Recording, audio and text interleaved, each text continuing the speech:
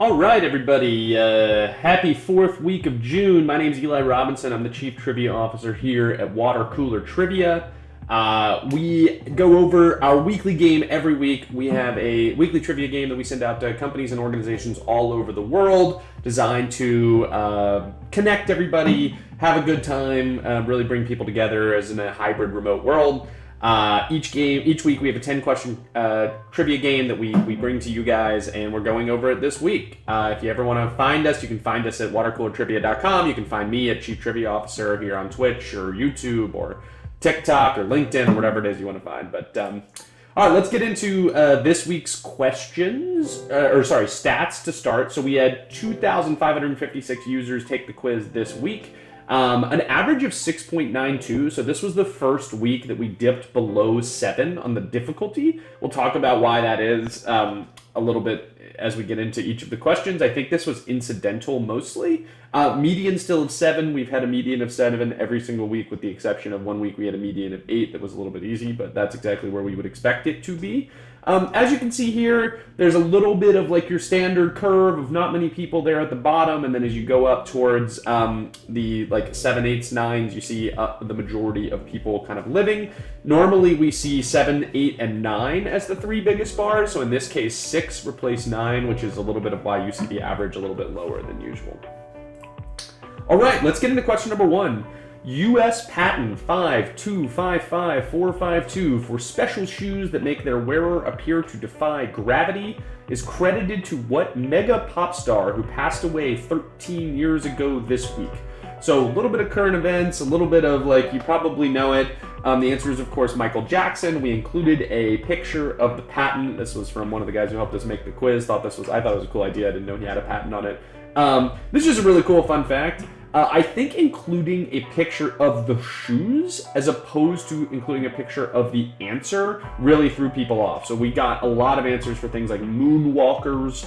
So if you read the question carefully, you would know and see that the answer should be Michael Jackson. But it's not so hard to believe that if you didn't read it so carefully that you tried to guess what the shoe was called. Normally we would expect a question like this to have 95 to 98% correct. So this being 91% correct was a little bit lower than we would have expected. And I would guess that when some people saw the answers, they were probably a bit disappointed that they didn't read the question correctly.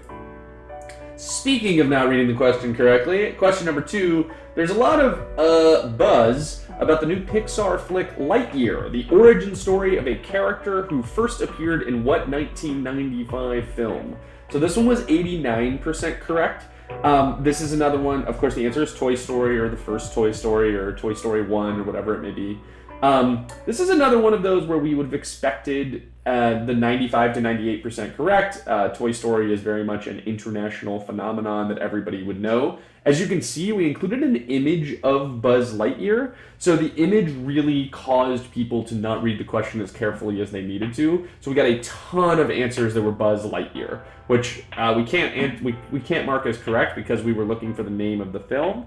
But this is another one of those where if this was 95 to 98% correct, where we would have expected it to be, then you would have seen more people, kind of the average would have been drawn above that 6 number, or sorry, above into the 7s. A real quick shout out to the user who wrote Toy Story, watching it with Antonio as I type this. We love all the color that we can get on the answers. So for whoever wrote that and Antonio, I hope you really enjoyed the movie.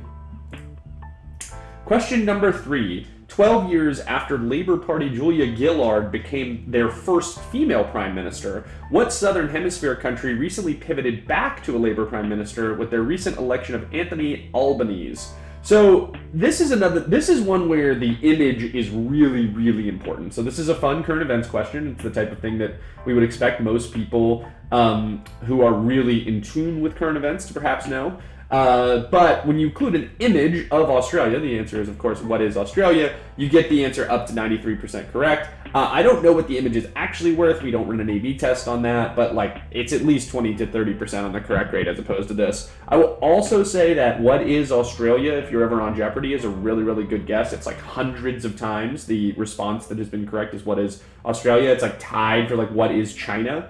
So when you see like a Southern Hemisphere country trivia question, what is Australia is not a terrible guess. 93% correct. Way to go, everybody.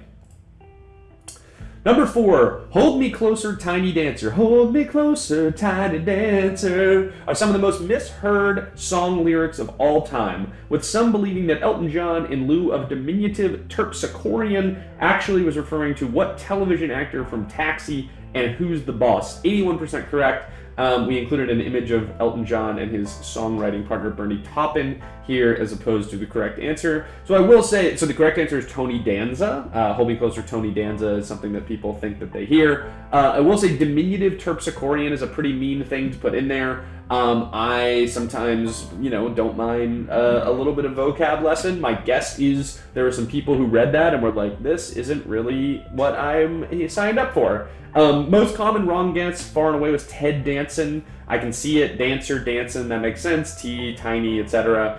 When you hear the song, you will, I don't think Tiny and Ted sound like one of each other, but don't sound like each other, but Tiny Dancer and Tony Danza sound a lot like one another. Shout out to Alistair at retain.ai with Even Tinier Dancer. I don't know, I'm too young for this. Really appreciated that, the self-awareness, as well as a pretty darn good guess. But no, it is not Hold Me Closer, Even Tinier Dancer. But shout out to Alistair for entertaining us with that one. All right, question number 5. This question stinks. I'll give you some chemical elements in order, and you add their chemical symbols together to spell the 5-letter answer. Iron plus carbon plus aluminum equals a type of matter. So 86% correct. Iron is Fe, carbon is C, and aluminum is Al, for the correct answer being fecal. That's where you can go back to the this question stinks, or the question stinks. Always difficult to write accessible science questions. We've seen this time and time again. We want to include science as part of our trivia offering. However, there's a lot of people that whenever you get into the science world, just like really disengage and have not very much interest in it at all. The trick was obviously that iron is not IR. I think that might be iridium, or maybe that's an I don't know. But Fe is for iron. There were plenty of answers that were IRCAL, Urcal, which I don't think is a horrible guess. But ultimately it was fecal. Took a little bit of a chance here. We are always trying to think about what the tone of water cooler trivia is. And I was talking to the quizmaster about this one. This is a scatological joke. I mean, we're starting to move in a little bit of a base direction when you ask a question like this. I think this is well within the bounds of not being crude, because fecal matter is a fairly scientific term. But it's certainly something for us to keep our eyes out for, because we don't really want to cross the line wherever it may be. And a shout out to Brendan at Wayfair with a very entertaining wrong answer. Failed science in high school. Yes, that would be a pretty... I'm sure you're very good at other things, Brendan, but we really enjoyed that was your reason for not getting this one correct. Question number 6. Skate your caboose over here, Yankee Skipper. Let's split the check on a halibut and herring meal. Those sentences are full of loan words from what windmill-friendly European language? And then we included an image of some windmills in the Netherlands. So this one was significantly lower than we would have thought, only 61% correct. When you go through a lot of the wrong answers, you see a lot of answers are the Netherlands and Holland. Kind of similar to questions 1 and 2, where didn't read the question particularly carefully. We were looking for a language. We thought very briefly about including the Netherlands and Holland as a correct answer. However, it's very clear that we are looking for a language, and while they are, similar to one another, they are not one and the same. So the answer is, of course, Dutch. We don't really want to trick people on accident. I don't really love that this answer was 61% correct. I would have expected it to be in the low 80s, high 70s, maybe even higher. I think if we included the Netherlands and Holland as correct, we would have seen that. So we have to be careful about this, because I don't really love it. And I'm sure, once again, that when people saw their answers, they weren't too thrilled about the fact that they didn't get this one right. But ultimately, at some point, we can only do so much. But once again, this would have been another thing that was driving the average down under the 7 number. Question number 7. Dope! An Alaskan halibut fishing mecca. The author of the Odyssey and cartoonist Matt Groening's dad share what 5-letter name? 92% correct. We included an image of a bust of the, author, Homer Homer Simpson, dope. If you got it on the Alaskan halibut fishing mecca, then kudos to you. Didn't think this one would be this high. I thought these kind of all three things were difficult enough that maybe people wouldn't catch up on it. But like, I guess when you start a question with dope, you're going to get most people understanding what the right answer is. Question number 8. According to a 2019 ranking by CNN, the 2 most famous paintings in the world were both painted by Leonardo Da Vinci. Don't overcomplicate it, and just tell us what Italian V city he hailed from. So if you didn't play Water Cooler Trivia, and this is the first time that you're seeing this question, you're probably very, very surprised that it's 23% correct. That's probably because you think that the answer is Venice, because it's the first V city in Italy you think about. You might even think that the answer is Vatican City, because that's another Italian V city. However, neither one of those is correct. Now this is a trick question, kind of. Like, ultimately, there are certain types of trick questions. This is going to be a lot closer to it. We included a picture of the Last Supper, by the way, one of the 2 paintings there on the right. About 50% of the people answered Venice, which makes sense. It's a very, very famous and popular Italian city that begins with a V. I will say that I don't think you should be disappointed if you answered Venice. I think that don't overcomplicate it is something that you probably reacted to, and that totally makes sense. The answer is, of course, Vinci. So in Italian, da, similar to the Spanish de, the French de, I believe, is of or from. So when you translate his name, it's Leonardo from Vinci, which is, pretty clear that the answer is Vinci. We really hope to find a way to tastefully include more of these in the future. Like, once again, we're not out to trick people. Like, that's not really what we do, but this one's really fun. And I would imagine that when the answers were given to people, that this was something that people really enjoyed when they got right, and they're like, oh shoot, if they got it wrong. Question number 9. Meet me at the mollusk. It's going down. So rapped young jock, maybe about what kind of cephalopod you might order as taco in a sushi restaurant. Okay, so this question ended up a little bit Frankenstein-y. We edited this one a lot, so I'm not thrilled about where it ended up, but it's totally fine. So there's rap, the initial thing is rap. Maybe at the mollusk it's going down, so rap young jock. So that's a complete red herring, at least the young jock part.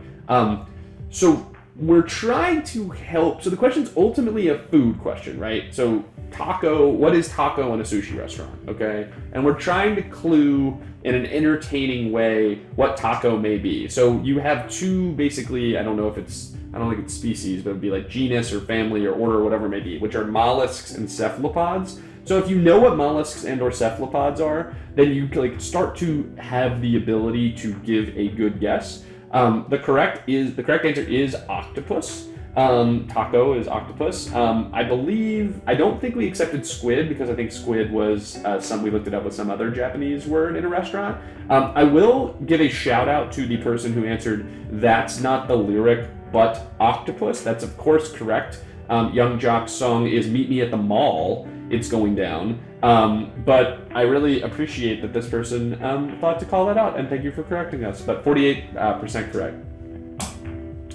Number 10, it's the only country in the world whose common English name contains all 5 vowels exactly once. It rhymes with the answer you seek. I'm talking about what African nation with a June 25th Independence Day? 84% correct, and a really cool flag.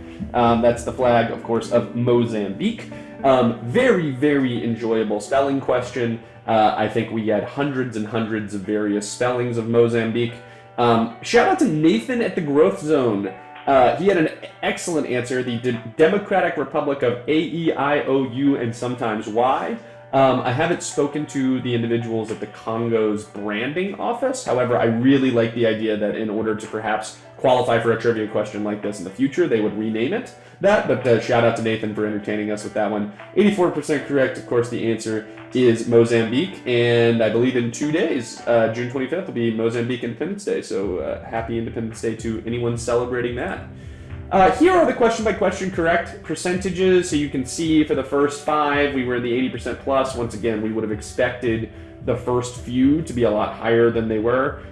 Dutch, once again, was one of those that would have expected a little bit higher, but Vinci, Octopus certainly were designed in there to be a little bit more difficult. Once again, here's the stats across the entire quiz. See that lump at 6. We would have expected a similar lump at 9 if we would have gotten everything the way that we wanted to. But really, really happy with this week's quiz. Really had a good time making this one. Shout out to Andrew Johnston in England for helping us with the source material for this game. He did a really, really good job, and we appreciate it. Once again, my name's Eli Robinson. This has been the 4th week of June. Water cooler trivia game. You can catch, if you have any questions, comments, whatever, feel free to chat us, talk to us, find us on Twitch, YouTube, watercoolertrivia.com, TikTok, LinkedIn, I don't even know, we're everywhere. And reach out to us because we'd love to hear what you have to say and come play with us. Play the game, Water Cooler Trivia, watercoolertrivia.com. Till next week, talk to you later.